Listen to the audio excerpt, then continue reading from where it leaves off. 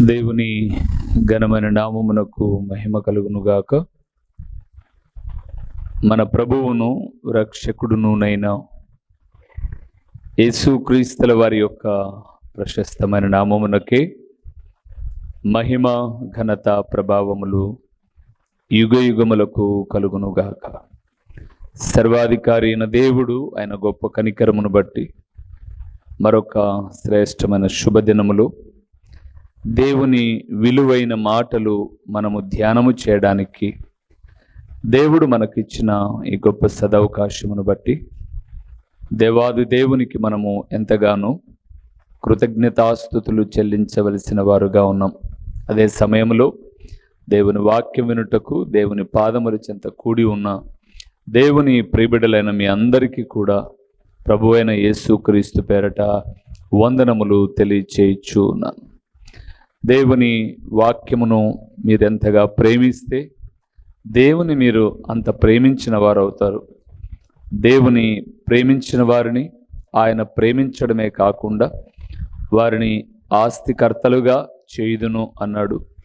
వారి నిధులను నింపుదును అన్నాడు. నన్ను ప్రేమించు వారిని దీర్ఘాయువుతో తృప్తిపరచుదును అని అనేకమైన దేవుని మాటల ద్వారా ఆయన బలపరుస్తూ ఉన్నాడు. ఈ దినమున మనము ధ్యానము చేయబోతున్న అంశ భాగము ఏమిటి అనగా, దేవుని ఎరిగిన వారిలో కలిగే దీవెనలు ఏమిటి? దేవుని ఎరిగిన వారిలో, ఎరుగుట అంటే తెలియుట అనర్థం. తెలియుట అనర్థం. అది కొంచెం భాష ప్రావీణ్యతను కలిగి ఉండడం కాదు, కానీ ఈయనను నేను ఎరుగుదును అంటే ఇతడు నాకు తెలుసు అని అర్థం. ఈ మాటలు మనం ధ్యానం చేస్తున్నప్పుడు దేవుని లేఖనంలో ఒక మాట రాయబడింది. చూద్దాం. రోమీయులకు రాసిన పత్రిక 11వ అధ్యాయము 34వ వచనంలో అద్భుతకరమైన ఒక మాట అపోస్తుడైన పౌలు రోమా పట్టణంలో ఉన్న దేవుని సంఘముతో మాట్లాడుతూ ఉన్నాడు. 11వ అధ్యాయము రోమీయులకు రాసిన పత్రిక 34వ వచనము. ప్రభు మనస్సును ఎరిగిన వాడెవడు? ఆయనకు ఆలోచన చెప్పిన వాడు ఎవడు? చాలు. ప్రభునందు ప్రియులారా, అక్కడ పౌలు అంటున్నాడు, ప్రభు మనస్సును ఎరిగిన వాడు ఎవడు? ఈ మాటకు అర్థం ఏంటంటే, దేవుని మనస్సు తెలుసుకున్న వాళ్ళు ఎవరు? ఎవరున్నారు? మీకు ఎదురుగా కనపడే నేను తెలుసు. ఈ వాక్యం వినే వాళ్లకు నేను తెలుసు, వినే మీరు నాకు తెలుసు. బాగా వినండి. మనిషి తెలియడం వేరు, మనస్సు తెలియడము వేరు. దేవుడు తెలియడం వేరు, దేవుని మనస్సు తెలియడం వేరు. అందుకే అక్కడ అన్నాడు, ప్రభువు మనస్సు ఎరిగిన వాడేవాడు. అప్పుడప్పుడు భార్యాభర్తల సంభాషణలో నా మనస్సు నీకు అర్థమే కాదంటారు భార్య భర్తతో. అదే మాట భర్త కూడా అనొచ్చు, నా మనసు నీకు అర్థమే కాదు అని. నిజమే. ఈ జీవన వ్యాపారంలో లేదా జీవన సంబంధమైన జీవితంలో మనిషి తెలుసు, కానీ మనసు తెలుసుకోవడం చాలా కష్టం. ఒక మనిషి యొక్క మనస్సునే తెలుసుకోవడము కష్టమైతే మనుషులను, అందున్న లోకములో ఉన్న సమస్తమును కలుగ చేసిన దేవుని మనస్సును తెలుసుకోవడం చాలా కష్టం. అందుకే దేవుడు మనకు తెలియడం కన్నా దేవునికి మనం తెలిసింటే మనము ఆయనను ఎరిగిన వారముగా ఉంటే దేవుడు మనకు ఏ దీవెనలు ఇస్తాడో కొన్ని విషయాలు మనం ధ్యానం చేద్దాం. కాబట్టి ఆయన మనలను ఎరిగాడు అని అంటే మనం ఆయనకు తెలుసు అయితే మనకు ఏ దీవెనలు కలుగుతాయో కొన్నింటిని మనం ధ్యానం చేద్దాం. రండి, మొదటి విషయానికి వెళ్దాం. కీర్తనల గ్రంథము 36వ కీర్తన 10వ వచనాన్ని ఒకసారి మనం చూద్దాం. 10వ వచనాన్ని ఒకసారి మనం చూద్దాం. 36వ కీర్తన 10వ వచనం. నిన్ను ఎరిగిన వారి ఎడల నిన్ను ఎరిగిన వారి ఎడల నీ కృపను యథార్థ హృదయుల ఎడల నీ నీతిని ఎడతెగక నిలుపుము. చాలు. మొదటిది ప్రియులారా, దేవుని ఎరిగిన వారి ఎడల ఆయన కృప ఎడతెగక ఉంటుంది.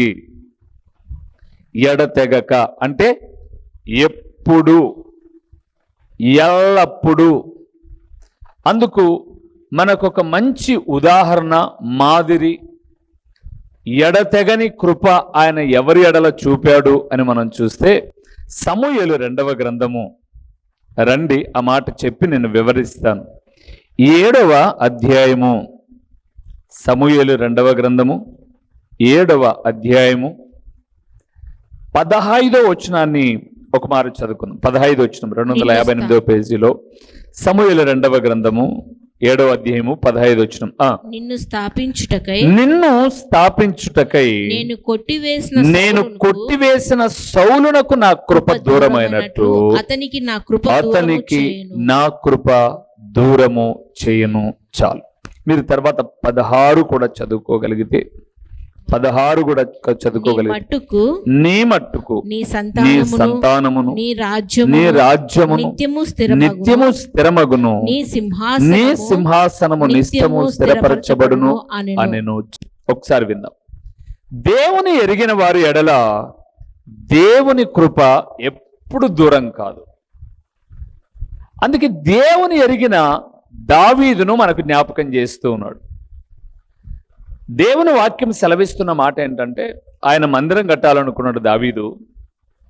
పాస్టర్ గారిని పిలిచి చెప్పాడు, నాతాను అనబడి ఆయన పిలిచి, అయ్యా నేను ఒక గొర్రెలు కాసుకునేవాడిని, నా ఇల్లు నా ఆడంబరం చాలా ఘనంగా ఉంది, ఎప్పుడు గొర్రెల దొడ్డిలో పడుకునే నేను రత్న కంబళ్ళు విలువైనటువంటి నగరులో నేను నివాసం చేస్తున్నాను. కానీ నా దేవుని మందసం ఎండకు ఎండుతుంది, వానకు నానుతూ ఉంది. ఏదో ఒక చిన్న గుడారం వేసి అలాగ టెంట్ మాదిరి వేసి అందులో పెట్టారు ఆయన వాక్యాన్ని. సో ఆయన మందసానికి నేను ఒక అద్భుతకరమైన మందిరం కట్టాలనుకుంటున్నానని పాస్టర్ గారు చెప్తే, రాజు అయ్యా నీకేం తక్కువ, డబ్బులు దండిగా ఉన్నాయి, కట్టు అని అన్నాడు. కానీ దేవుడు అన్నాడు, వద్దు. అతడు చాలా యుద్ధాలు చేశాడు, అతని చేత్తో అనేక మంది శత్రువులను చంపాడు, అంటే రక్తాన్ని ఒలికించాడు అతను. నేను పరిశుద్ధుడైన దేవుణ్ణి, కట్టబడే మందిరం పరిశుద్ధమైనదే ఉండాలి, కాబట్టి రక్తము ఒలికిన చేతులతో ఆ మందిరం కట్టడానికి నేను ఒప్పుకోను. అతని తర్వాత వచ్చేటటువంటి కుమారుడైనటువంటి సొలొమోను కాలంలో యుద్ధాలు ఏమీ ఉండవు, అతను యుద్ధాలు చేయడు, రక్తాన్ని చెందించిన కాబట్టి అతని ద్వారా నా మందిరాన్ని కట్టించుకుంటాను అని చెప్పాడు. అది మనం ఈ 7వ అధ్యాయం అంతటిలో చూస్తాం. అయితే ఆయన ఈ ఆశ ఉంది చూడు మందిరం గురించి దావీదుకు, ఆ ఆశను బట్టి దావీదుతో చెప్పమన్న మాట ఏంటంటే, అదే మనం 15లో చూసాం. నిన్ను స్థాపించడానికి దావీదు, నీవు రాజుగా ఉండడానికి ఒక రాజును నేను కొట్టివేశాను. వాస్తవానికి బెన్యామీను కీషు కుమారుడైనటువంటి బెన్యామీను గోత్రికుడు కీషు కుమారుడైనటువంటి సౌలును నిరంతరము రాజుగా ఉండాలి అని నేను కోరుకున్నాను. కానీ అతను నా మాట వినుకోకుండా తన చేజేతులారా తన రాజరికపు హక్కును కోల్పోయాడు.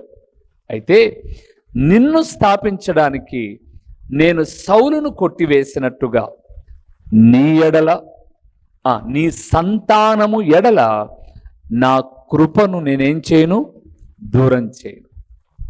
దేవునందు ప్రియమైన వాళ్ళారా, ఒక వ్యక్తి పరిపూర్ణంగా దేవుని మీద ఆధారపడి దేవుని కొరకై తను బ్రతికి తను చావక ముందుగా తన బిడ్డలకు కూడా ఆ దేవుని యొక్క గొప్పతనాన్ని వివరించి ఆ దేవుని కలిగి ఉండేటట్టుగా చేశాడు అని అంటే, దేవుడు అతనిని అతని సంతానాన్ని ఎప్పుడు కూడా మరచిపోడు ప్రియులారా.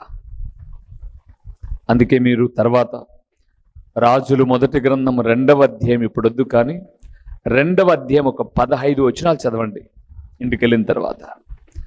అక్కడ మొదటి వచనంలో రాయబడింది, దావీదునకు మరణకాలము సమీపింపగా అని ప్రారంభిస్తాడు అధ్యాయం. అంటే చావుకు దగ్గరైన తర్వాత దావీదు కుమారుడైన సొలొమోనును పిలిచాడు రాజుగా ఉంటే. పిలిచి చెబుతున్నాడు, బాగా సంపాదించాను రా, ఎంజాయ్ చేయి అని చెప్పలా. 2-3 వచనాల్లోనే ఆయన చెప్పే మాట ఏంటంటే, లోకులందరూ పోవలసిన మార్గంలో నేను పోతున్నాను. కుమారుడా, ఏదో మరణం నాకే వచ్చింది అనుకోవాకు. లోకం అందరికీ వస్తుంది, రాజైనా సామాన్యుడైన అందరికీ వస్తుంది. అలాంటి రీతిగా నాకు మరణం వస్తుంది. కానీ నేను చనిపోకముందు చెబుతున్న మాట ఏంటంటే, నీ దేవుడైన యెహోవా మాట శ్రద్ధగా విని ఆయన ఆజ్ఞలన్నిటినీ నువ్వు గైకొని ఆయన మార్గంలో చక్కగా నడిచిన ఎడల నువ్వు ఏ పని పూనుకొనినను విజయము పొందుతావు, అన్నిటిలో వివేకముగా నడుచుకుంటావు అని దేవుని గూర్చిన సంగతులు తన కుమారుడైన సొలొమోనుకు చెప్పాడు. అందుకే ప్రియులారా, రాజులలో అత్యంత ప్రఖ్యాతి నొందిన రాజులు ఎవరైనా ఉన్నారు అంటే దావీదు, ఆయన కుమారుడైన సొలొమోను. వారికి దేవుడు తన కృపను దూరం చేయాల. మనం సహజంగా మన పిల్లలకి ఏం చెప్తామంటే, బాగా చదవాలరా, బాగా చదవాలరా. బాగా చదువుతాలేరా, చదివి బాగా చదివి ఇంజనీర్ కావాలరా, అవుతాలే.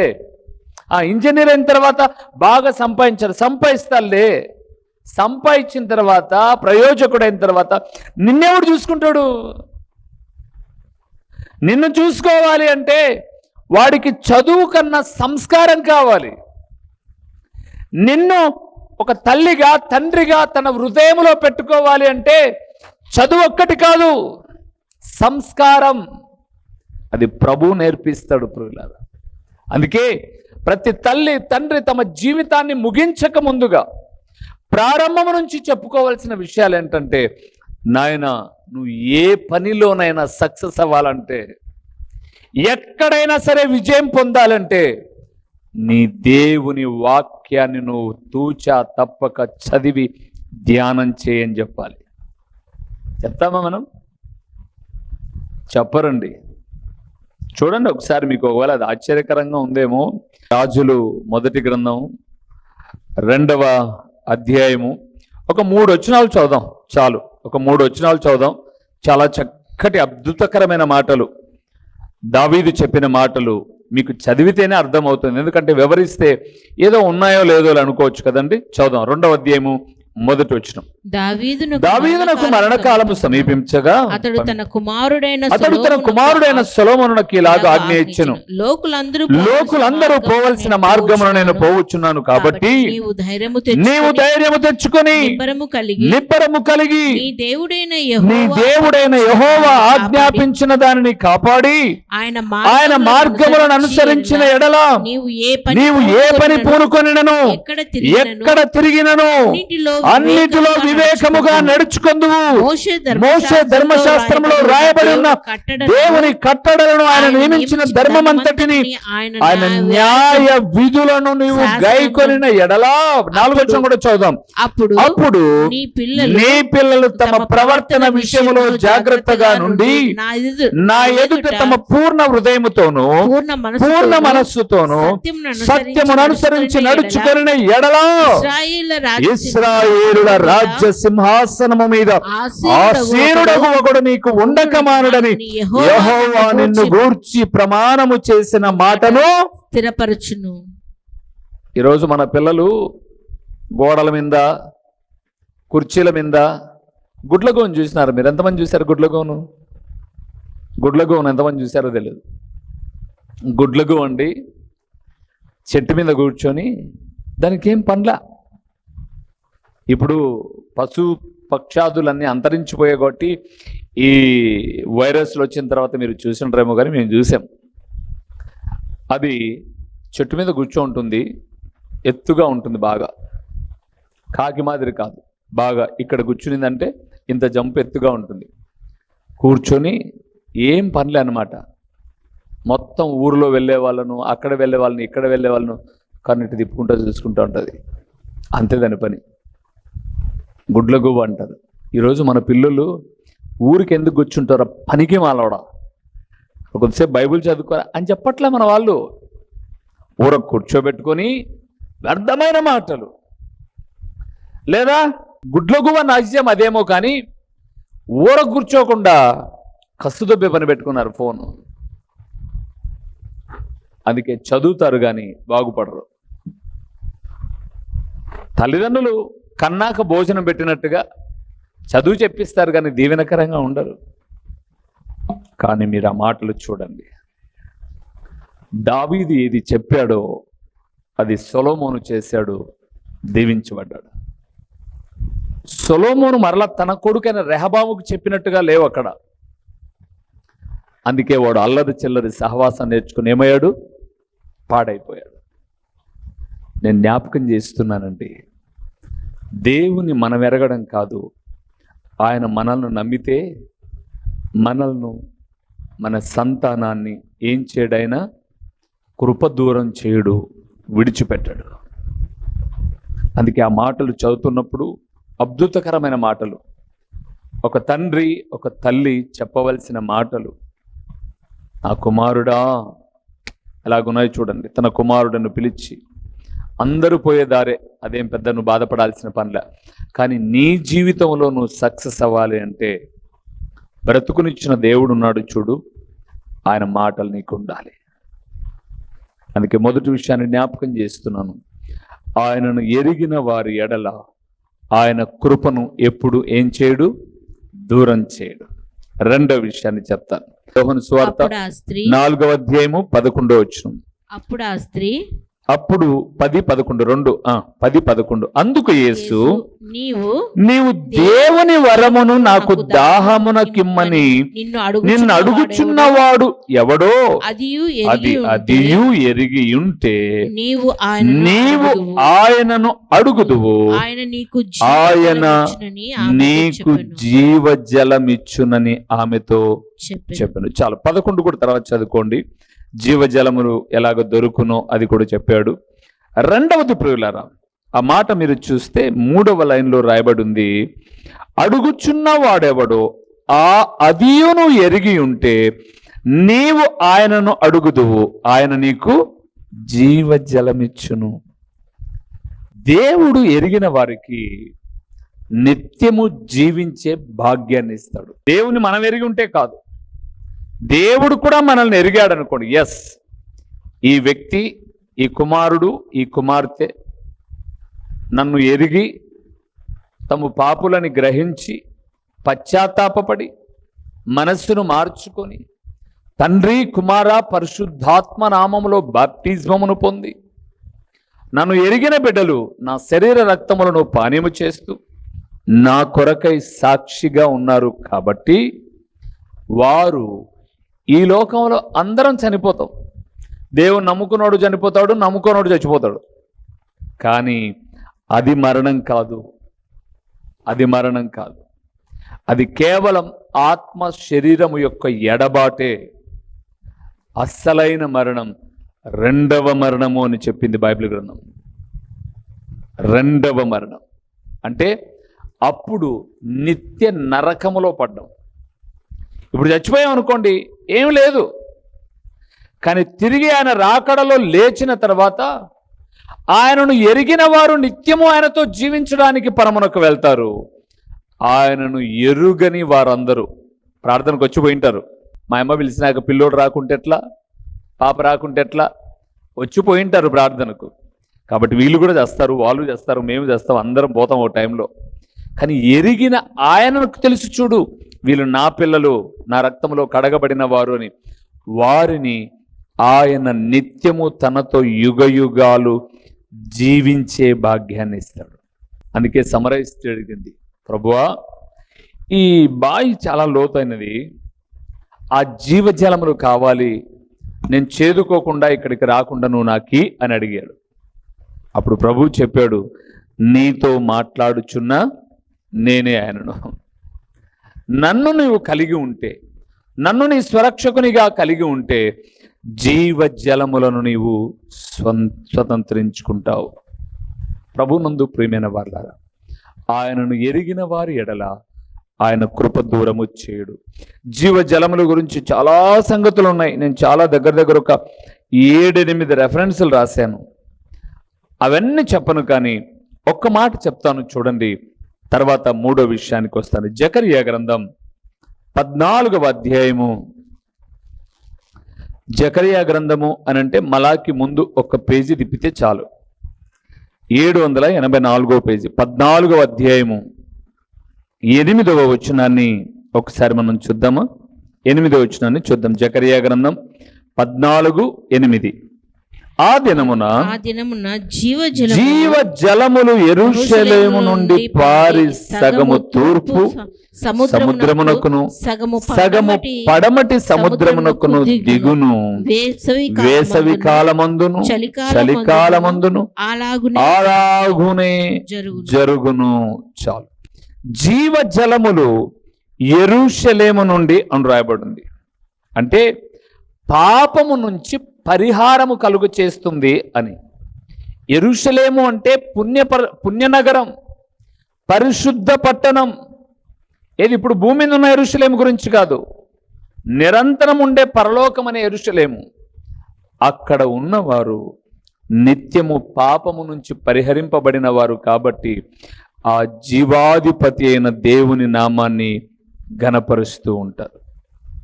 అందుకే ప్రభునందు ప్రియులారా, దేవుని ఎరిగిన వారిలో ఆయన కృప ఎడతెగకుండా ఉంటుంది. దేవుని ఎరిగిన వారిలో జీవజలములు ఇచ్చి నిరంతరము బ్రతికిస్తాడు. దేవుని ఎరిగిన వారిలో జరిగే 3వ కార్యం కూడా చెప్తాను. యోహాను సువార్త 8వ అధ్యాయము 19వ వచనాన్ని చూద్దాం. దేవుని ఎరిగిన వారికి కలిగే 3వ దీవెనలు ఏంటో చూద్దాం. 8వ అధ్యాయము యోహాను సువార్త 19వ వచనాన్ని చదువుతూ ఉన్నాం. వారు నీ తండ్రి ఎక్కడ ఉన్నాడని ఆయనను అడుగగా యేసు మీరు నన్నైనను నా తండ్రినైనను ఎరుగరు, నన్ను ఎరిగి ఉంటిరా నా తండ్రిని కూడా ఎరిగి ఉందురని వారితో చెప్పాను. 3వది ప్రియులారా, ఆయనను ఎరిగిన వారిని తండ్రి కూడా ఎరిగి ఉంటాడు. అంటే ప్రభు అయిన యేసుక్రీస్తు మాత్రమే కాదు, భూమి మీదకి మానవ రీతిగా వచ్చిన ఆయనను పంపిన పరలోకమందున్న తండ్రి అయిన దేవుడు కూడా వారిని నిత్యము నిరంతరము ఎరిగి అంటే తెలిసి ఉంటారు. ఇప్పుడు ఎవరికైనా మనం పరిచయం చేయాలనుకోండి, ఉదాహరణకు మన బంధువులను ఎవరికైనా మనం పరిచయం చేయాలి. ఇప్పుడు భార్య తరపు బంధువులు వేరు, భర్త తరపు బంధువులు వేరు ఉంటారు. వివాహ దినాన్ని చూడండి, వాళ్ళు వీళ్ళు అమ్మ నాన్న అందరూ పిలిచి కార్యం జరిగించేటప్పుడు, ఆ వివాహం అయినప్పుడు ఆ గిఫ్ట్ ఇవ్వడానికి వచ్చినప్పుడు, ఇప్పుడు ఆ కొత్తగా పెళ్ళైన ఆ జంట భర్తకు చెప్తుంది, వీళ్ళు మా అమ్మ తమ్ముడు అంటుంది. అలాగే ఈయన దగ్గర తెలిసిన బంధువులు కూడా చెప్తాడు, వీళ్ళు మా పలాని బంధువు అని చెప్తారు. అవునా అని మాట్లాడుకుంటారు. అంటే ఇక్కడ నేనేం చెప్తున్నానంటే, తెలియని వ్యక్తి తెలిసిన వ్యక్తి పరిచయం చేస్తాడు. అలాగే మనము పరమ తండ్రికి డైరెక్ట్గా తెలియదు.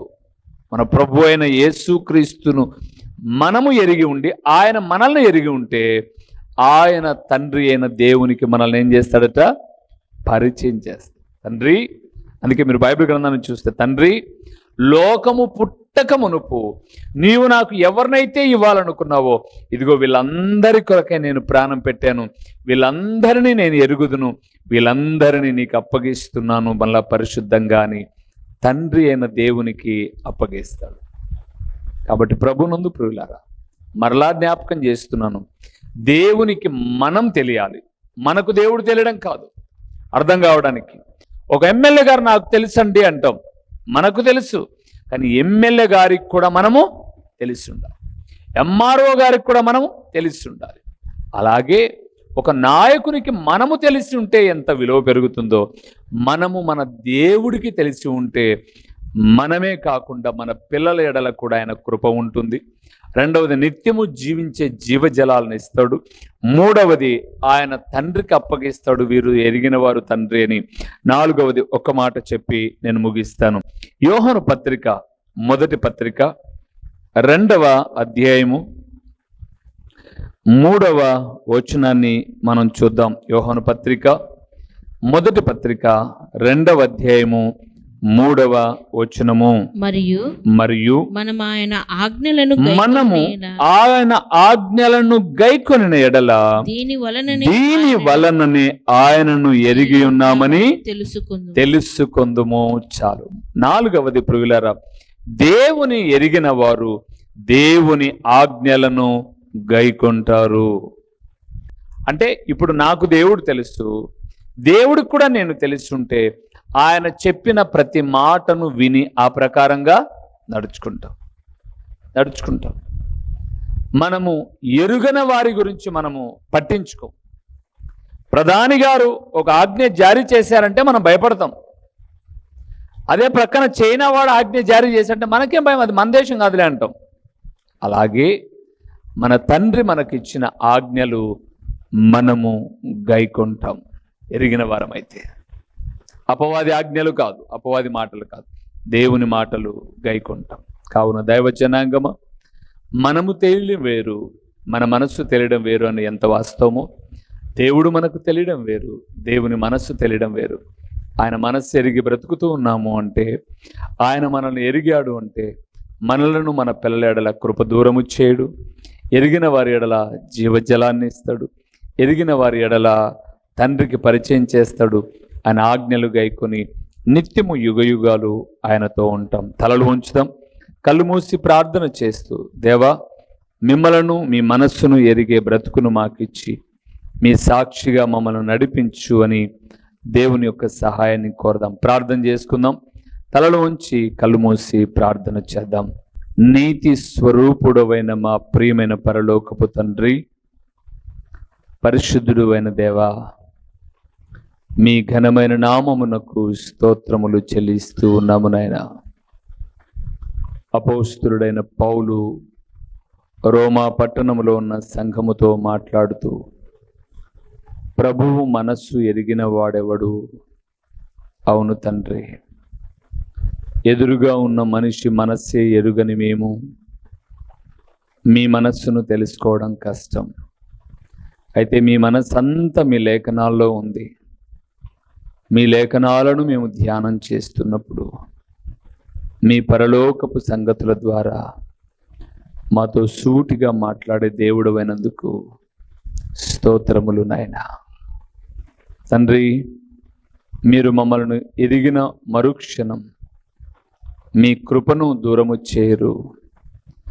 నిరంతరము జీవించే భాగ్యాన్ని ఎరిగిన మమ్మలను తండ్రికి పరిచయము చేసి, ఎరిగిన మీతో తండ్రి మీ ఆజ్ఞలు గైకొంటూ మీ అడుగు జాడలలో బ్రతికే బ్రతుకుని ఇస్తానన్న విలువైన మాటల కొరకు స్తోత్రములు నాయన.